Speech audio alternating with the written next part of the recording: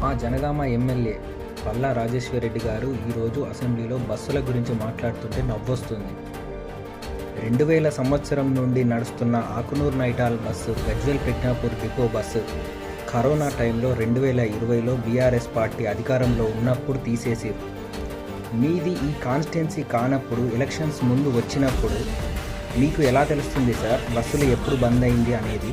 BRS హయాంలోనే గజ్వేల్ ప్రజ్ఞాపూర్కి చెందినటువంటి 2 బస్సులు, ఆకునూరు నైటాల్ బస్సు మరియు బచ్చనపేటకి వెళ్ళేటువంటి బస్సు 2 కూడా అప్పుడే బంద్ అయ్యాయి. సాల్వాపూర్ నుండి వట్టిపల్లి వరకు 9.5 సంవత్సరాలలో రోడ్డు వేయలేకపోయారు బీఆర్ఎస్ పార్టీ అధికారంలో. కాంగ్రెస్ పార్టీ అధికారంలోకి వచ్చిన వెంబడే 2 లైన్ల బీటీ రోడ్డు సాల్వాపూర్ నుండి వట్టిపల్లి వరకు వేసింది. నాగిరెడ్డిపల్లికి వెళ్ళే జనగామ డిపో బస్సు బంద్ చేసింది అని అంటున్నారు కాంగ్రెస్ ప్రభుత్వం. కొద్దిగా చూసుకొని మాట్లాడండి అసెంబ్లీలో మాట్లాడేటప్పుడు. ఎవరో రాసిచ్చింది చదవగానే మీకేం కిరీటం రాదు. అర్థమవుతుందా సార్ పల్లా రాజేశ్వరరెడ్డి గారు? యాదగిరి గుట్టకి చెందినటువంటి బస్సులు బంద్ చేశారు అని అబద్ధాలు ఎందుకు చెప్తున్నారు సార్?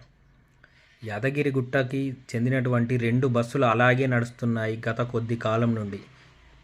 టీఆర్ఎస్ పార్టీ అధికారంలోకి రాకముందు నుండే 2 బస్సులు నడుస్తున్నాయి.